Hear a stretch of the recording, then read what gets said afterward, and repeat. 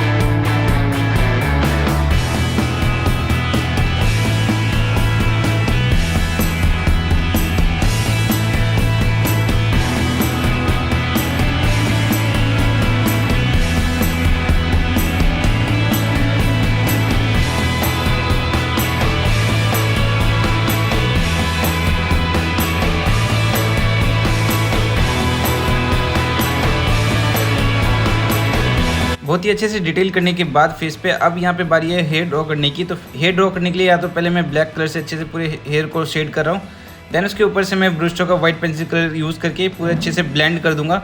And then इस पर और अलग अलग कलर मैं ऐड करने वाला हूँ। जैसे यहाँ पे देख सकते हो थोड़ा सा ब्लूइश है हेयर, तो हमें यहाँ पे ब्लू एंड वाइट दोनों मिक्स करके हेयर को ड्रॉ करना है कुछ इस तरीके से। तो अभी यहाँ पे आप देख सकते हो इस तरीके से पहले अच्छे से ब्लेंड करने के बाद अब यहाँ पे आपको ब्लैक कलर से लाइंस ड्रॉ करना है सेम डायरेक्शन में।